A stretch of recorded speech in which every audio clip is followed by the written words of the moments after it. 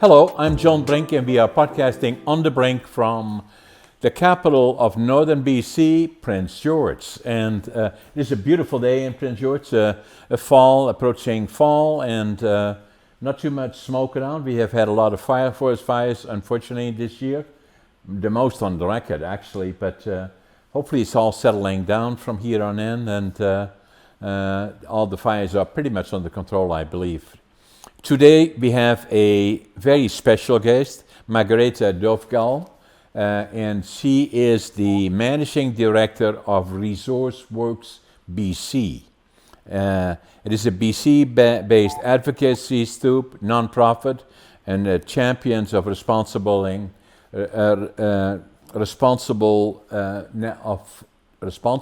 natural resources. Margareta, welcome to the show. Wonderful to be here. Thanks so much for inviting me on.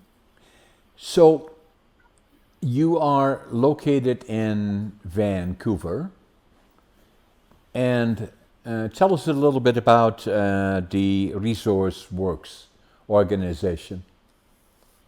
Yeah, it's something that often surprises folks that come to these issues, whether it's natural resources or rural economic development, that we would be headquartered here. But as our CEO, Stuart Muir, our founder as well, likes to say all the time, we wouldn't really be doing our job and meaningfully reaching out to everyone who needs to hear the message that BC not only has a history of responsible natural resource development and a present of doing it responsibly and sustainably, but we also have a really important future in it.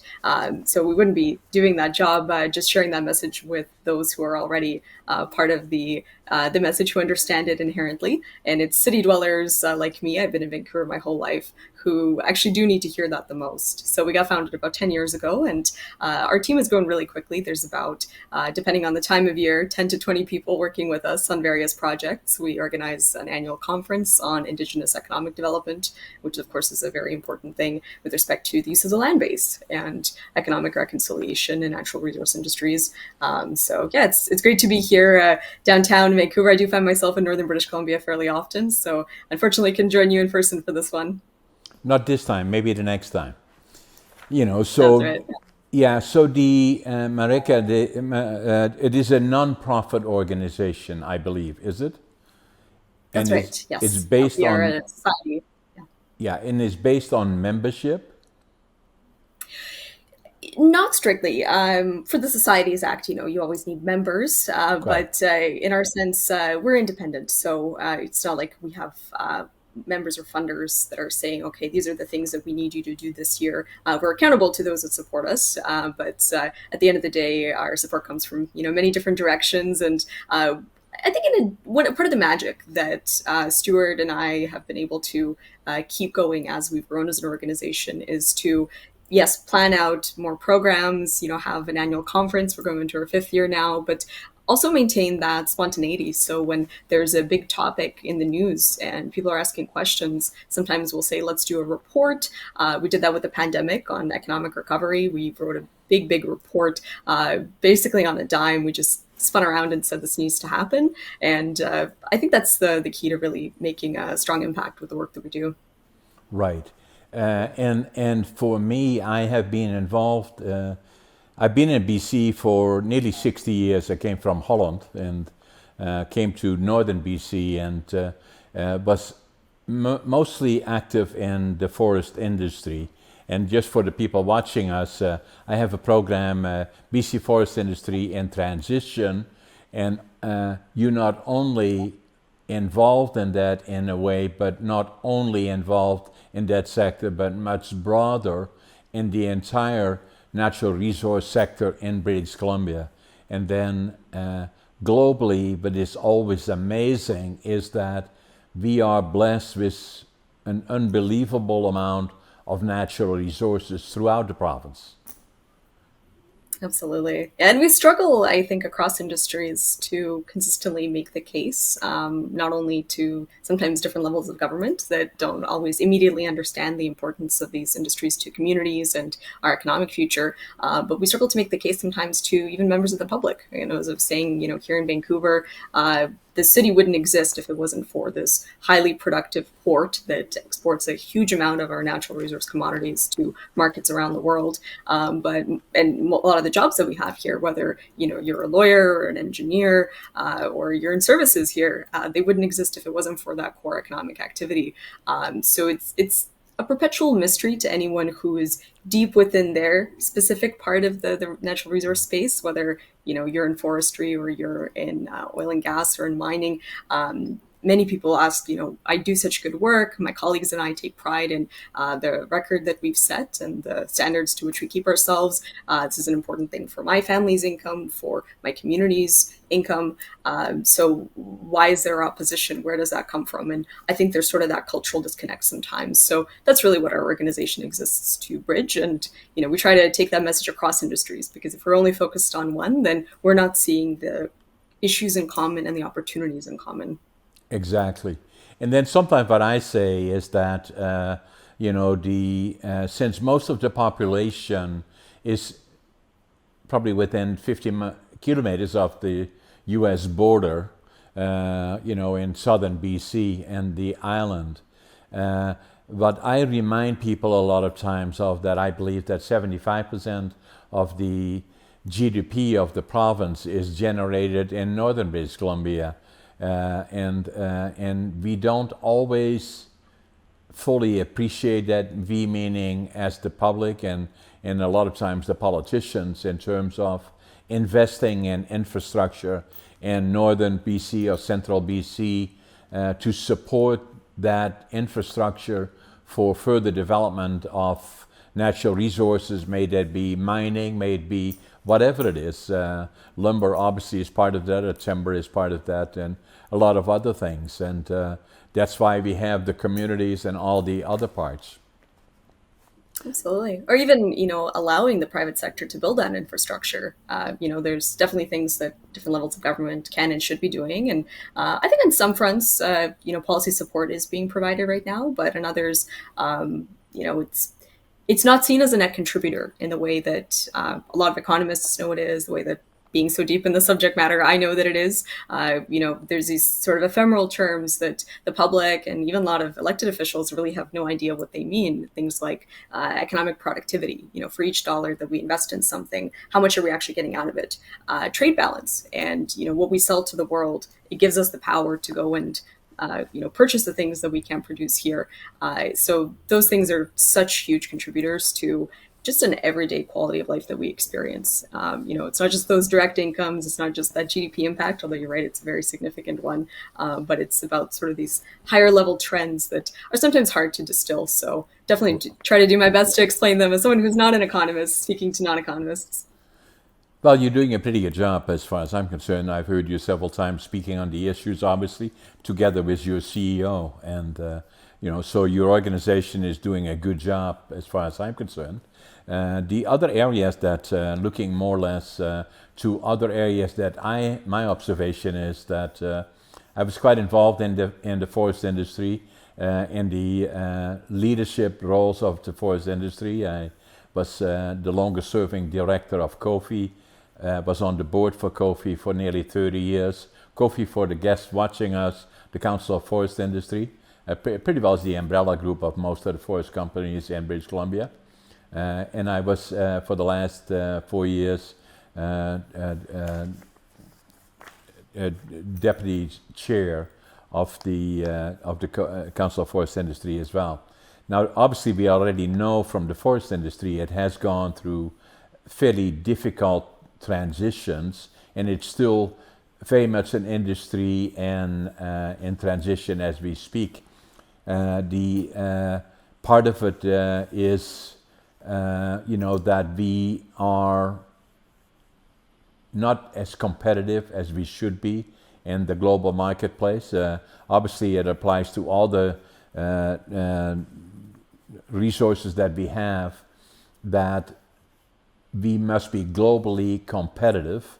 Obviously, we are ideally located, from my perspective, in terms of the world markets. If I look at Europe to the west side, or to the east side, and then China and Asia to the west, and and then obviously North America, or the United States in particular, to the south. In terms of from a location perspective, we could not possibly be better located as where we are now, and that applies to all natural resources and also to lumber. There are a number of issues sometimes that are worrisome, and in the 60 years that I've been in business and involved in business, looking across the board, is that having access to a skilled workforce is one of our critical issues. I believe that although we have invested in a number of our institutes like BCIT and UBC, UNBC, College of New Caledonia, I think we have to invest much more, and I've been advocating for a long time, a center of what I call excellence in Northern British Columbia, because that ultimately is where the jobs will be, not only for emerging forest companies or existing ones that have to change their product lines from a dimension 2x4 economy to more value-added manufacturing, which means more technology, more investment, more skill sets for the people.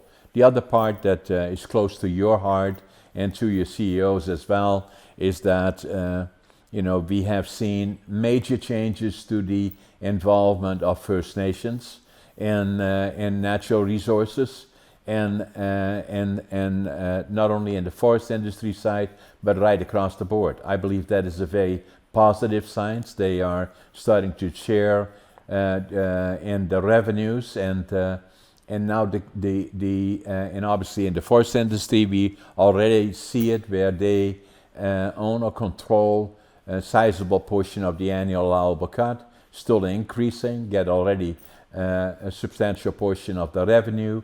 Now the question becomes is what do they do with it in terms of further manufacturing?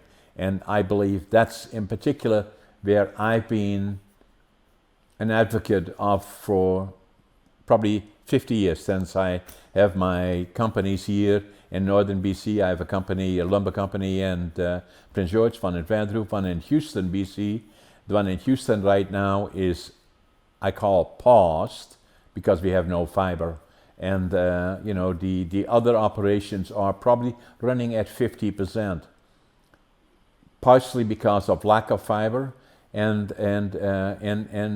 then structural issues in terms of policy perspective. And government is working on that, but obviously it indirectly affects the forest industry in general, where we have lost probably close to 45 sawmills in British Columbia, probably 6, 7, 8 pulp mills, and we still are struggling with being competitive. Most of the forest companies in British Columbia right now are underwater or losing money. Part of that is market, part of that is cost. So there are a number of issues there. I look at British Columbia. When I first came here 60 years ago, it's paradise. We were, and just a little bit of background on me. I was born in 1940, and we were liberated at the beginning of the Second World War. We were liberated by the Canadians April the 12th, 1945. And when I was 5 years old, I still remember it well. I always knew that I wanted to go to the land of my heroes, Canada. I tried to go when I was 17, but my parents wouldn't let me. And then I was drafted into the Dutch Air Force for 2 years, was a draft then. And then worked in the lumber industry in Europe, both Sweden and Holland. And then when I was 24, I came to BC. Couldn't speak the language, didn't know a soul, didn't have a job, and landed in Vancouver, went to the immigration department. Fortunately, there was a German fellow there that I could speak English, and explained to him what I wanted to do. I told him I wanted to build a lumber mill. He said, go to Prince George. That's where they're building all the sawmills, all the pulp mills. That's what I did. And so when I came off the bus in Prince George, about 2 blocks away from here, I had $25.47, and I had attitude, stay positive, avoid the negative, passion, love the industry, forest industry, and then work ethic. And then what follows, my employees gave that to me actually, then what follows is success. And I always looked at BC as this amazing place. I do a lot of flying now, and I have quite a number of companies, and some people would say I've been quite successful. Still a work in progress, in my opinion, but I fly a lot. I always sit by the window, and I look outside the window and saying, it's paradise. It simply does not get any better anywhere in the world, and I've been all over the world. And it's a land of opportunity. It was then, and some people say, well, there are no more opportunities. I say, contraire. There are lots of opportunities. But at the same time, in all fairness, we have to be somewhat critical of, with all due respect to the politicians. We work with them and and bless them for being willing to be part of the structures that we have. But what happens a lot of times, every 4 years we have an election, and then we go from the right to the left, and then policies change again. With the forest policies, a lot of times we get a minister of forest that is in there, and then halfway through the term, 2 years into the terms, they change that, and then there's a new one. So sometimes what is lacking, Margareta, in my opinion, is that with natural resource development in particular, correct me if I'm wrong, we need a long-term strategic plan. If it takes 60, 70, 80 years to grow a forest, then we should manage it for that period. It should not be going from this point to the other point, from the other, there has to be continuity. And obviously, that is not a new idea. There are lots of other areas in the world. Sweden comes to mind. I spent time in Sweden that went through the same problems as we have here. They changed their structure and direction, although the ownership structure is different in the forest industry. And I don't only want to focus on the forest industry, but what I'm saying, relatively speaking, we're still a young province. But we must have the skill sets. I had an opportunity to invest here quite a number of years ago, about 30 years ago. I believe that skill sets are so critical that the College of New Caledonia, I was quite involved in getting their Trades and Technology Center. It's named after me, actually, the John A. Brink Trades and Technology Center. But that was only step one. What I said then, 30 years ago, it's not location that is a problem. It's not access to infrastructure, railroads, roads, air, location, sea, all those other is not the problem. It's not banking. It is not entrepreneurship. But at the end of the day, the problem will be access to a skilled workforce. And I believe we have to do more about that. And I committed money to my little company, the College of New Caledonia. I've been working on trying to develop, I call it a center of excellence here for the region, not only for Prince George, but is the natural location, but in the region, and committed $1 million to it. My peers in the industry between West Fraser, Canfor, and some other ones, and I reward them and compliment them on that. I did a presentation at BCIT a couple of months ago. And I went to BCIT and there are 40,000 students. There's so many buildings. I had not a clue where to go. And anyway, finally I found a place. So those three companies, helped, gave, I think, $10 million or something towards a $250 million investment in an addition to BCIT. I'm not against that necessarily, but the time has come to invest in northern British Columbia, and that we must have those trades. I was partially involved in the University of Northern British Columbia, and we fought hard then to get a freestanding university.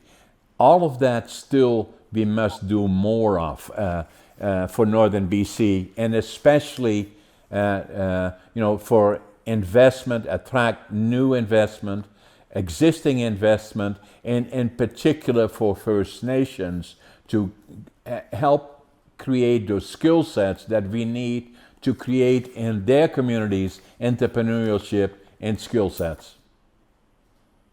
I couldn't agree more. Yeah, we need local champions for the types of issues that you're discussing. Whether it's competitiveness, having that skilled labor force that is equipped to respond to the opportunities that we have in relation to what the world wants from us. I feel like I'm still early career in a sense. I've been able to have a lot of opportunities pretty early and have pursued those pretty aggressively, and I've really enjoyed the journey there. But there's a lot I haven't seen, so take this with a grain of salt. But when I hear and learn about success in policy, and that'll vary depending on how you define it. If you say your objective is to empower Northern British Columbia, and I think that's a great objective, the North does so much for the rest of the province and the country, we absolutely need to put the focus there too. You're going to be looking at policies that advance that particular goal, but you're balancing it against other objectives and other competing priorities. And it really helps to have a champion, whether it's navigating a government bureaucracy, someone who can move around, get the public and private coordination that's required to, get a university built or start a new skilled trades program. Or you're looking at, building major infrastructure. You're going to need a lot of that coordination. The BC government just did something interesting. They opened a major projects office because they recognize that there's a lot of complexity to navigate. And if they want to see projects actually get built on a competitive timeline, then from within government, there needs to be that coordinating body that goes out there and actually makes these things happen. A little bit more of a complex matter. What is that objective that we're driving towards, depending on your political party, depending on your life experience, where you come from. We're all going to have slightly different views on that. But there was something you said just a little while ago there, which I thought was phenomenal. You didn't frame it as though government is the one that sets the agenda for society. And I forget your exact turn of phrase, but it was something along the lines of, this is a system or structure we have built. And right. Government is this external entity. And that's such a classic entrepreneur's perspective to put on it.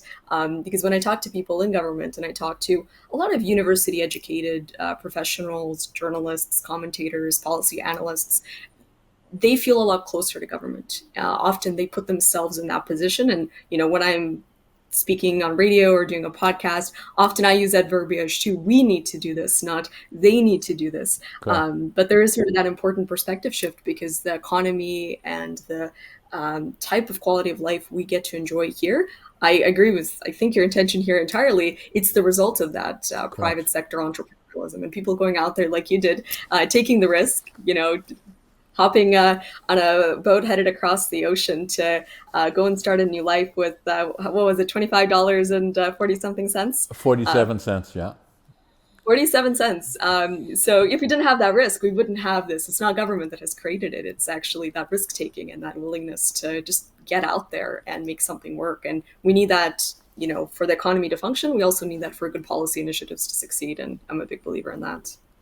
And the way I usually look at it, Margareta, is that I'm not politically active in one direction or the other.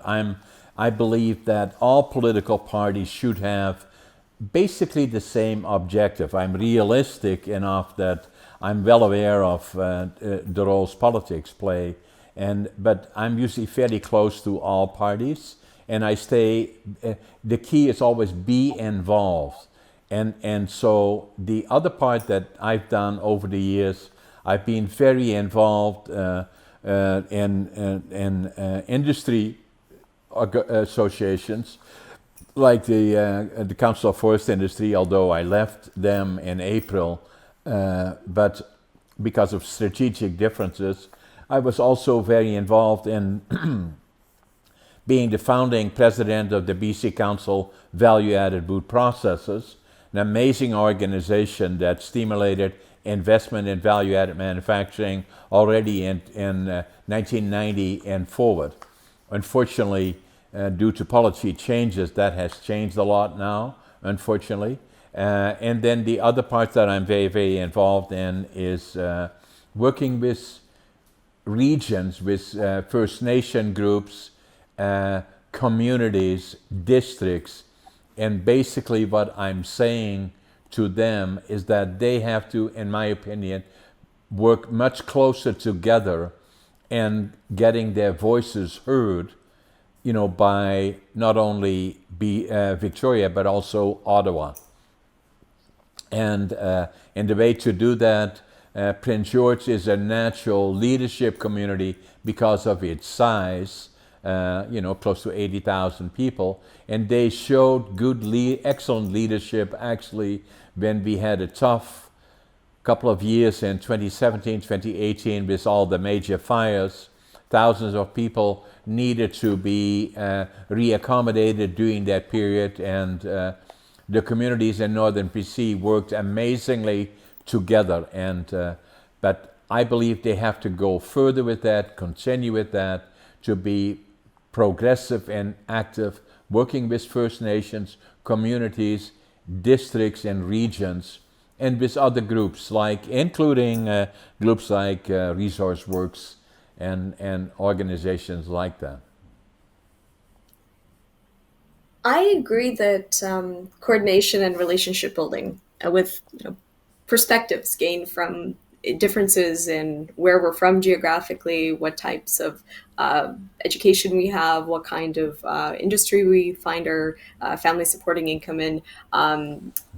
Being able to benefit from that by bringing a really diverse group of people together is just a wonderful way to create that momentum. And you're also checking your core assumptions. You're not just assuming, and I often, the reason I raise this is I find myself having to write reports for coalition entities, whether they're formal or they're not. We did an advocacy report during the early part of the pandemic in 2020, and we did something that many people told me was not possible. We had 38 different members who came in, and a lot of them chipped in a little bit. We had a very low budget, and we went and we produced this massive report of like 100 pages, which, when you're targeting decision makers at a kind of a higher level, that can be a lot. And we covered all these different groups. Forest Products Association of Canada was a member, Explorers and Producers Association of Canada, the Canadian Manufacturers and Exporters. We had different types of labor unions and construction groups. Very, very diverse, eclectic mix that many people thought it would be impossible to get onto the same page. And Right. we did that by hearing that difference of perspective and just trying to deeply understand, okay, we all want the businesses who are members of your respective organizations, different from how we operate as an organization, to have the confidence necessary to take big investments so they can create jobs and they can go out there and buy things that support communities across the country. That is an important piece that most of us could agree on, but the exact mechanisms all varied a little bit. So we had to boil things down. But the piece that I'm getting to here is that it's setting out that vision. And I don't think there's one perfect vision for what Canada or British Columbia or Northern BC, should look like. I certainly don't have the perspective to speak to where Northern BC should head, although I'm definitely a big fan and admirer of all the productive work that goes on there. But advancing it is important. And if you feel like something needs to happen in the world, putting that message out there and saying, I know we don't all agree, but this is where I think things need to go, and grounding that in the values that people can agree with, I think is really the way to build consensus in situations that are really challenging. So when you're looking at labor outcomes and the talent, like you've said, that we need to be competitive in the world and to ensure that communities can take direct benefit. I'm seeing a lot of phenomenal corporate champions, some of whom absolutely have like a private interest in working closely with the communities that they operate in and empowering them to have the skills so they can see work for major projects. But I'm also seeing many corporate players go above and beyond. They recognize that there's an unmet need somewhere, and they go and they try to fulfill it. We work really closely with Ryan Beatty at Beatty, the development company based in Vancouver, and they do a Yeah, lot of stuff. Again, it's they not do. just residential, commercial, a lot of industrial stuff. So many things that just baffles me sometimes. And as I understand it, supporting our event, it's there's a lot of value that sponsors that come to us get out of it, but it comes from a personal commitment from him, because he sees the value of advancing the case for economic reconciliation in this country. And I've never been told, you must have exactly this panel. I usually come with an idea and I say, like last year, for this year, we wanted to bring a group of students, young Indigenous professionals and students, to come and talk about what their futures look like. And we didn't talk about land development. We didn't talk about the company's interests, but there was a strong personal commitment from Ryan and his team to just make that possible. And I think being able to celebrate that is really important when we talk about the championship that we need, the championing we need to see good ideas succeed out there in the world. Yeah, so your organization is about 10 years old, right? That's right. So the mandate of it was to bring similar ideas together, in particular as it relates to natural resources. Then First Nations has played, especially more recently, and the second 5 years probably, have become more influential because of First Nations or international legislation, as well as regional and Canada legislation. So, which is a very good thing, but it changes a lot of things for them in particular. And then the industry, and looking at the forest industry in particular, is going through a fairly difficult period, obviously, and and part of that likely is that we becoming more and more a global industry, not only for lumber or for the forest, but for natural resources, and having to interact more and more on a global basis in terms of identifying market opportunities, product mix and changes that where we have to adjust skill sets again, and manufacturing facilities, all of that. So it's all very much in a transition. Add to that other things, my observation that has been primarily in federal jurisdiction, duties against products in particular between the US and Canada have become, I believe, a major problem, where billions of dollars have been paid in duties, that ultimately are not helpful, not for the basis, but are usually influenced by certain stakeholders that hope to get an advantage over an outside market of some sort or another. And so all of that is still kind of sorting itself out a bit, I believe, on a global level. So we are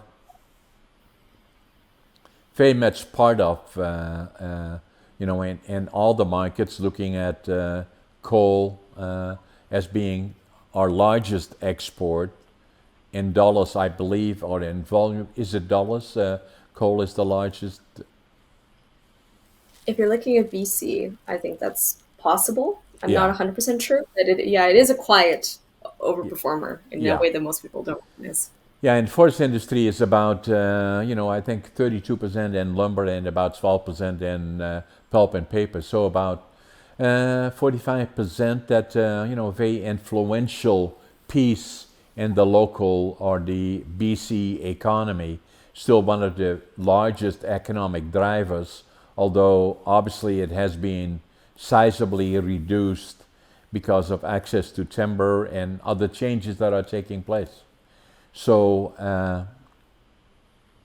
so as we go forward, where is your main objective now as you kind of looking back over the 10 years, including the 2 years of COVID, that kind of had an effect, still has an effect today, actually. The global supply chain still is a problem, both containers and overseas, as well as rail service, to the marketplace, is still a fairly major problem. So,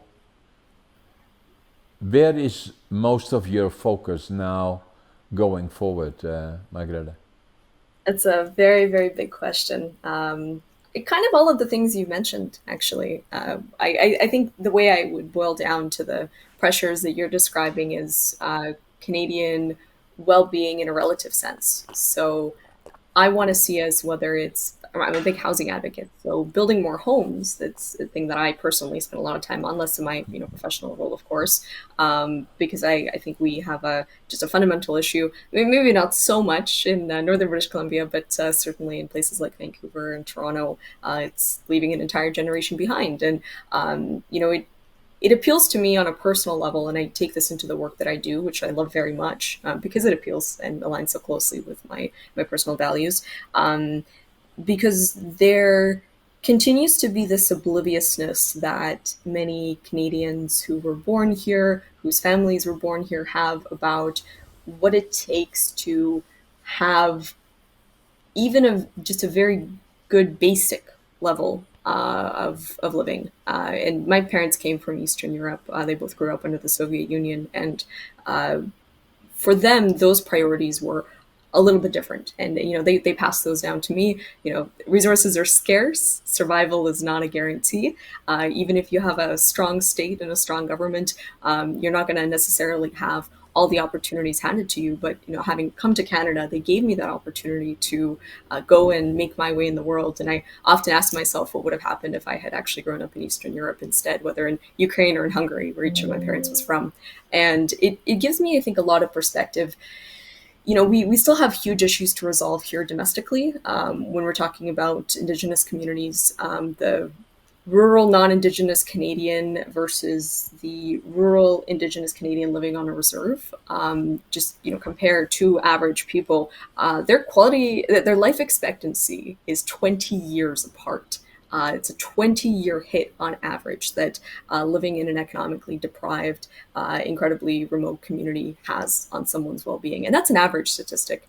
So there's cases where that's even worse.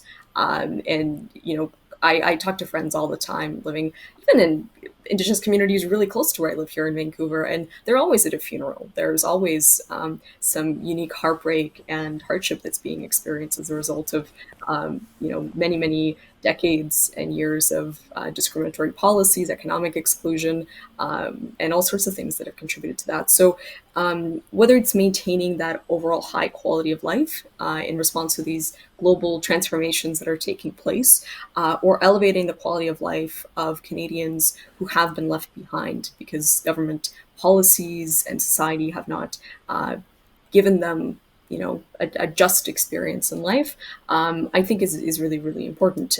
So that goes into my personal work, or just to give you an example, our short-term agenda, we're actually taking that report we worked on in 2020, and we're producing an updated scorecard for the federal government. Here are the priority areas, given everything that's happened. Trump's no longer the president. Biden administration has brought in, as you've said, a number of measures in relation to forestry. Some of those sort of understand have carried over from Trump's approach on the forestry file. There's been a huge shift in where U.S. investment from the government is headed on technology and innovation. And it's actually, I think, pulling capital investment away from Canada. There's, of course, all sorts of issues in relation to the Asia Pacific. So it puts a lot of pressure on Canada. Like, we're not the United States. We don't have the ability to just throw our weight around. We're usually a price taker, not a price setter. I hear there was a period of time in forestry 30, 40 years ago where we were a price setter because we were actually such a major exporter. But when it comes to a lot of the things that we have a value to provide to the world, we just can respond to the conditions that are there. So I think encouraging decision makers, everyone who talks to decision makers, commentators that are out there speaking to the public, to center that need for Canadians to look out for Canadians is really going to continue to be key to the work that we're doing. And I'm excited to take that into our policy report, our next year of the Indigenous Partnerships event, and so many other things that are currently being planned. We have Vaclav Smil, who's a renowned commentator and scientist, writes a book a year, coming to Vancouver September 25th. He's a retired professor emeritus from the University of Manitoba. So he'll be speaking to an audience of a few hundred people. And we're actually just really excited because we're pleased to be the organization that gets to play host to his ideas and just that unique perspective that he brings. So many other things to come for us. But yeah, just reminding people that it's not an accident that we have things as good as we have them here. It's the result of creating the space for entrepreneurialism to take place and for business to thrive and for jobs to be created and for communities to prosper.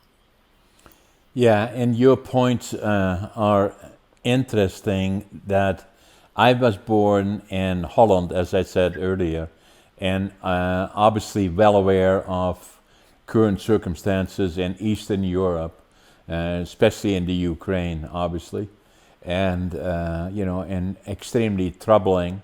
I still remember the Second World War and having been born in 1940. My dad was drafted into the Dutch army in April of 1940, and and then the last time that we heard from where he was caught in Rotterdam, in the bombing of Rotterdam, when they pretty much dumped the whole downtown area of the big city of Rotterdam and killed thousands of people. And then I still remember, the hunger winter of 1944, 1945, where my mom had 3 kids. I was the youngest, my sister 1 year older, my brother 1 year older, and every morning we would get up with a gunny sack and go into the railroad yards to find anything edible and burnable. So it was tough going, and and obviously when the Canadians liberated us, and I knew I would go to the land of my heroes, and obviously I never regretted it. I always felt like I was a Canadian, and even today, still going around the world, I'm proud of being a Canadian, and obviously the Canadians are highly respected and very well liked in the rest of the world. Tongue in cheek, I usually say that politics here is uneventful compared to our neighbors. It's always a drama there or worse. But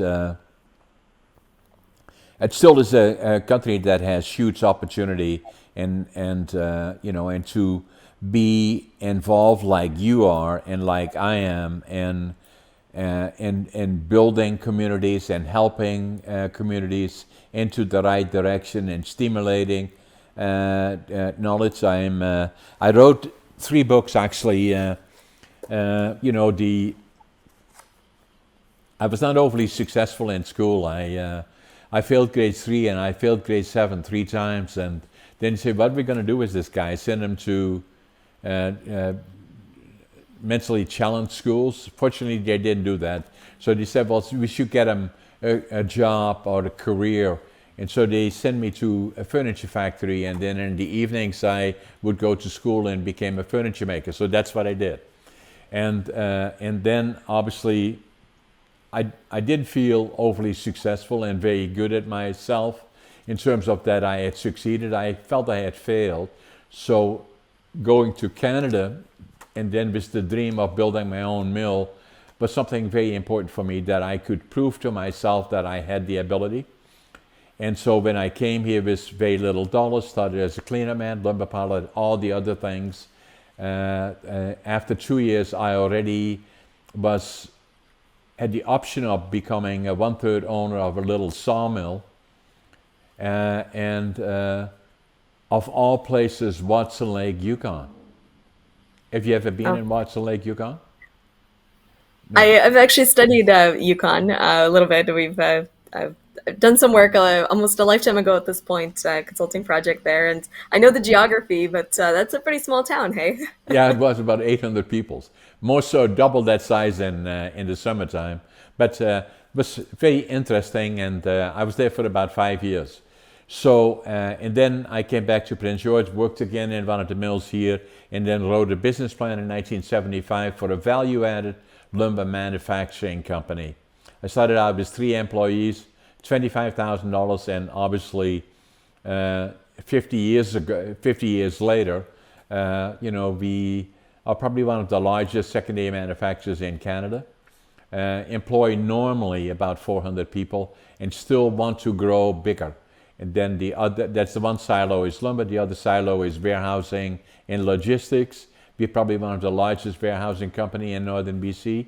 And then the other silo is real estate. We do residential, commercial, and industrial.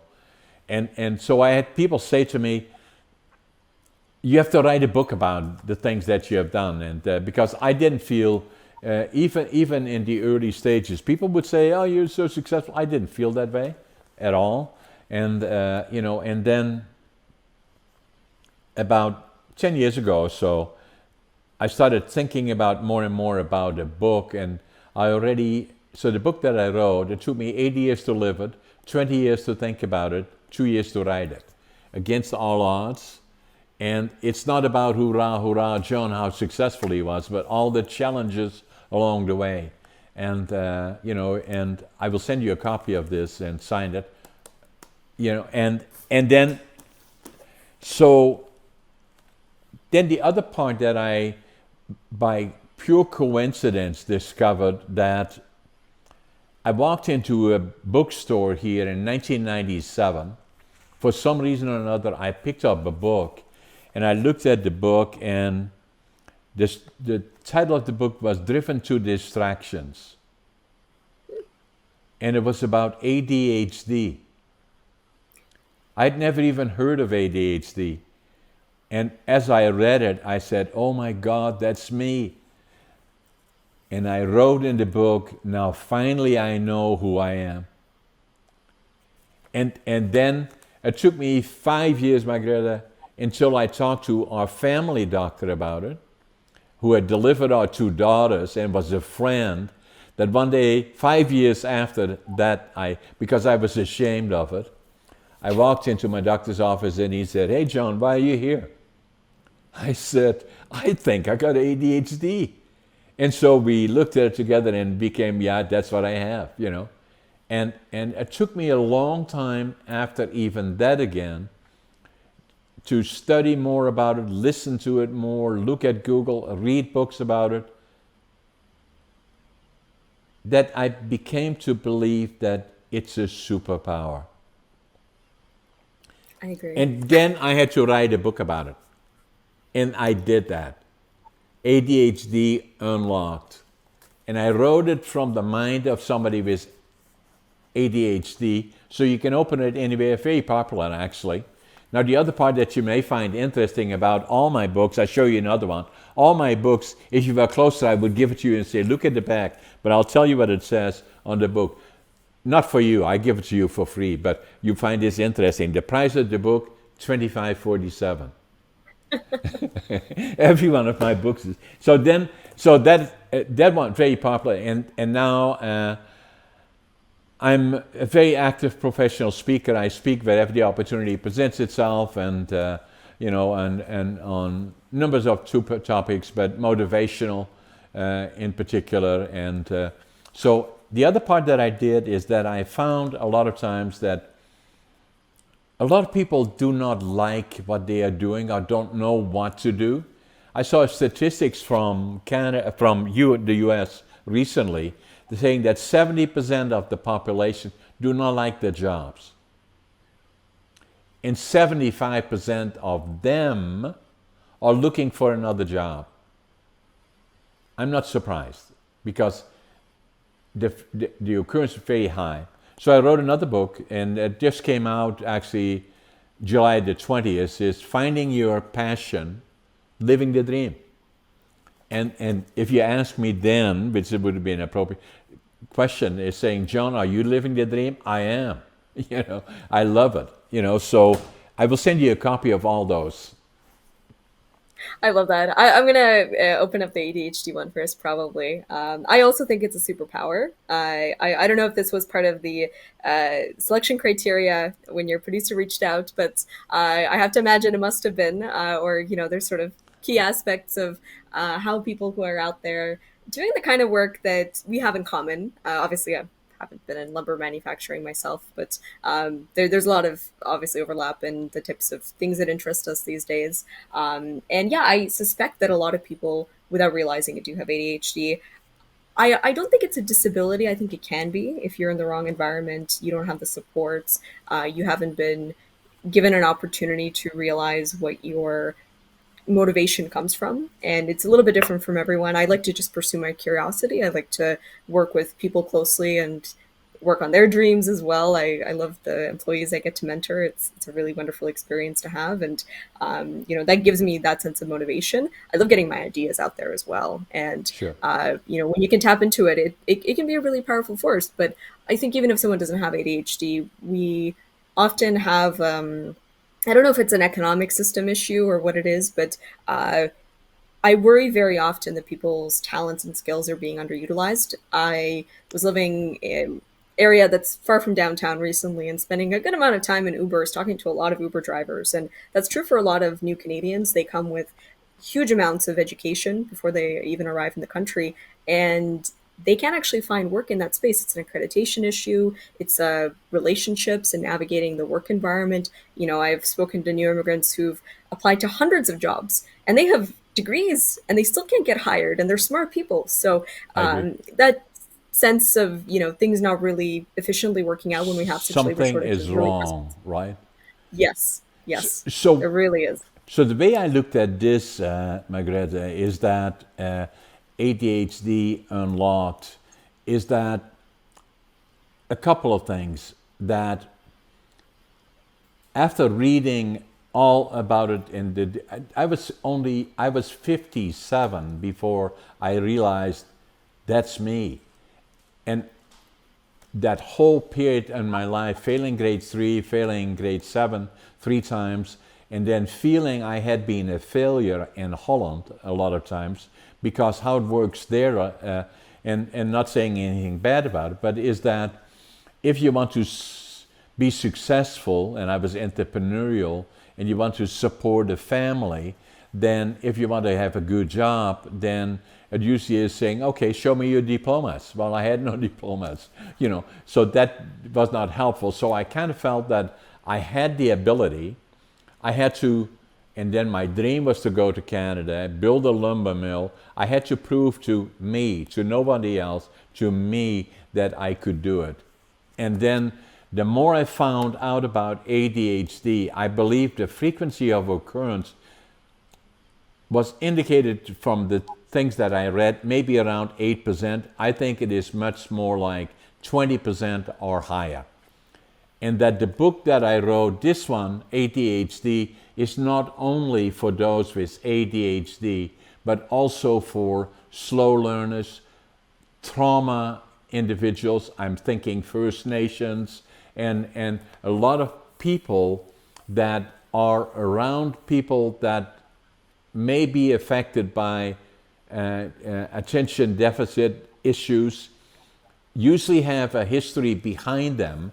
And what I'm saying is that to be ADHD or one of those persons directly, indirectly involved in this, you will not be able to avoid them. They will be in your circle of either at home, friends, or further around you in the place. You get to know them. Read the book, not only mine, but others, because they tend to be a little bit different than everybody else, but it's an asset. It's not a liability. I had a situation that I gave a presentation to a group of people in Smithers a number of months ago. And in the evening, before I gave the presentation, I was having dinner in my hotel setting by myself, and this fella comes up to me and he said, I don't want to disturb your dinner, but can you talk to me before you leave? I said, sure, where are you? He said, well, I'm sitting on the other side. I said, okay. So afterwards, I went over to him and he said, I want to thank you for sending this book to me. I had sent it to every community, members or from council members. And he said, thank you for sending it to me. He said, my son, 15 years old, has struggled with this. And we read it together. Amazing, really, So, and I hear more and more of those kind of stories, anyway, this one quite popular.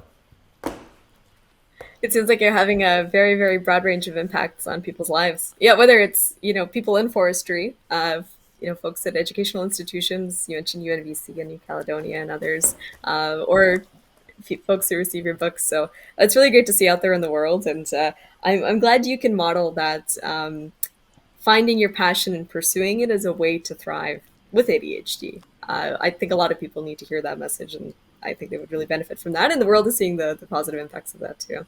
Yeah, now let me add one more thing to it. When I wrote it, is that, so I was just at the, and writing books is not easy, like this one here. I'd never written a book in my life, and then, as you well know, in autobiography, you can't write it and then say afterwards, no, I don't like it, and start all over again. No, you better do it right the first time. So with this one here, so I was pretty well done with it, and we were just getting to the point of submitting the ready print to the printers. But there was something missing, and so what happened on the flight that I took, actually between Victoria and Vancouver, my overseas flight of 12 minutes, Kate to Kate about 30 minutes maybe, but in any event, I was sitting next to a fella, and he said to me, do you remember me? And he said, we talked about a book that you were writing, this one here. And how did you make out? I said, he said, my name is Tom Romer, and he is the VP Academics of BC Institute of Technology. And I know Tom. Yeah. And I served on Education Council with him at BCIT not too long ago, actually. Amazing individual. So, and I said to him, I'm writing another book on ADHD. And it is nearly done. And then he said, that's interesting, because I said, what is missing is I'm writing the book, everything is there, but is not there. Where do we go from here? And that comes to the point that you raised here, actually. And he said, we are working on that approach. How do we change our educational system? And what they are introducing, and he was working on in particular, micro-certification, meaning that the skill sets, that your critical skill sets, you focus on and add the other things later.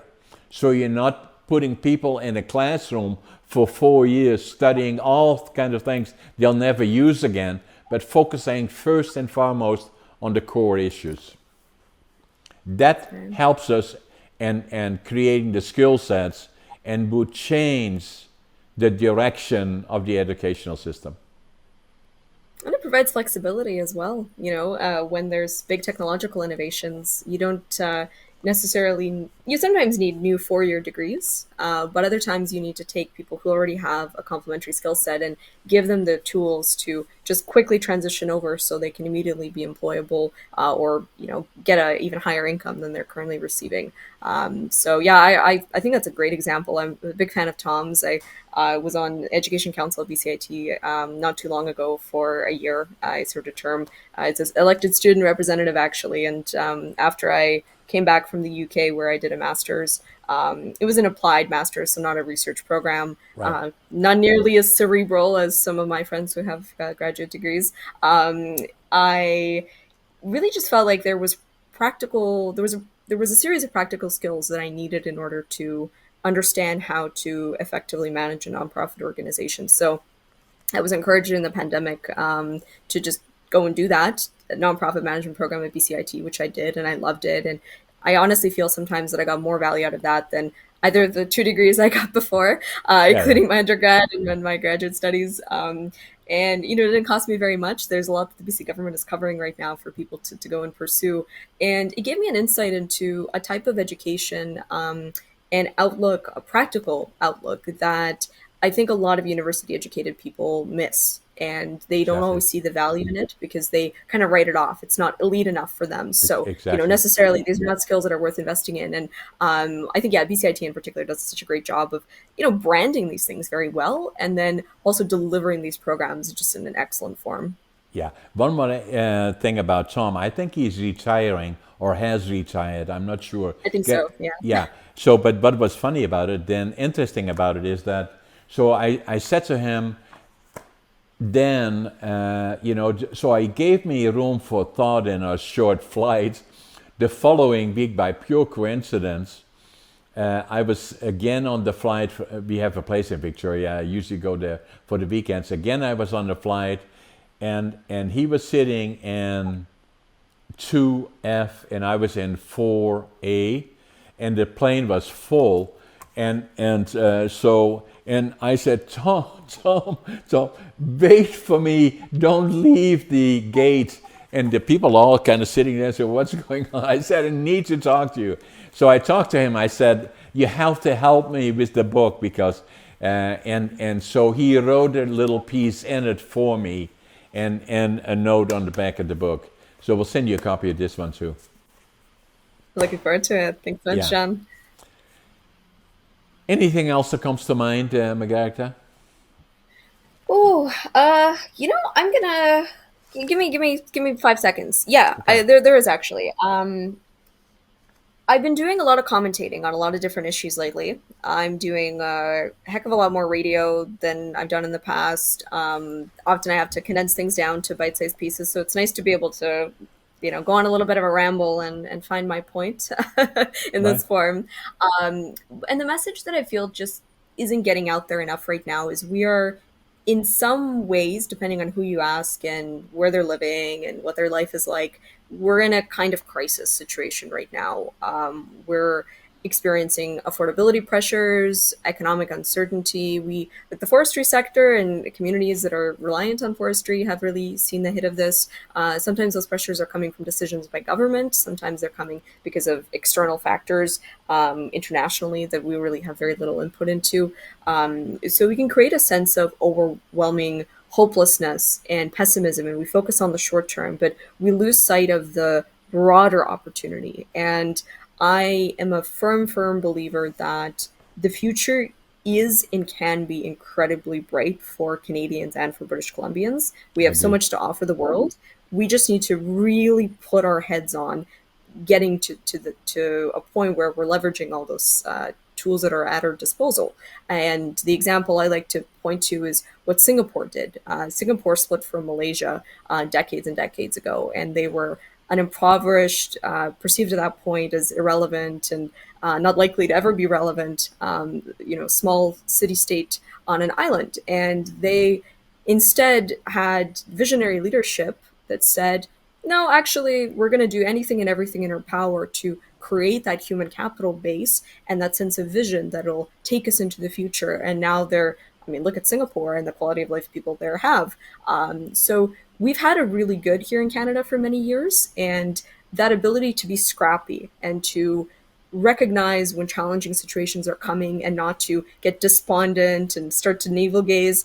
I think that's really the key skill that as Canadians we need to cultivate. And I'm looking to all of our thought leaders, folks like you, John, politicians, journalists, writers, and business leaders to create that sense of capacity that we actually can be scrappy, we can be single-minded and focused on ensuring that we can continue to be relevant in the world for many decades to come. Because if we continue to navel gaze, we're not going to get to any solutions on affordability, on economic prosperity, on reconciliation. We're actually just going to see a declining spiral of unaffordability and people being left behind. So I just want people to be optimistic about what is possible and just fight tooth and nail to get there. We can do it. We're a I country that has conquered a lot before. Yeah, I agree with you, Margareta. But it takes is the hunger and appreciating to what we got by. But I always say, look around the world. There is no place that has all the beauty and all the things around it, the opportunities that we have, and you must have that hunger, become part of, get involved in community, get involved in culture, all the things that happen. To me, that is part of our culture. Being part of the community to me was always very, very important. Still is today. From the day that I came here, that's how I grew up, and be proud of what we have and who we are. So those things are extremely important, in my opinion. Well, thank you for your role in making Canada at least a little bit culturally Dutch. There's a lot that the Dutch, the Scots can point to as part of the national fabric. And it was great to have a conversation with you, John. I'm so glad we could chat about all this. Thanks, Margareta. And then the other thing that I should mention to you, you may find it of interesting, because the podcasting to me has become something that allows me to precisely do what you are talking about, be becoming more and more international, doing more and more virtual, not only here. And so you were 160, I believe, Scott. 160 podcast. So we do about 3 a week, 15 a month, and on all kinds of topics. Not only this, but did a very interesting ones in the last week. If you have an opportunity, take a look at it. That I believe were very interesting. The one was this fellow that used to be a key executive of Amazon, one of the key executives, and the other one was Jen Drummond, who climbed the second highest summits in 7 countries. She has 7 children, climbed all the 7 second highest summits. An amazing lady, an amazing podcast. And so we're doing more and more interesting podcasts, including you. And and again, thank you for being part of our podcast. Stay in touch. If you come to Prince George, you have my phone numbers. We send you the books, and stay in touch with us. Looking forward to that. And I'm on Twitter and LinkedIn for anyone who wants to hear what I'm up to. So excellent. Looking forward to checking your stuff out. Have a great rest of your day. Thanks, Margareta. Take care.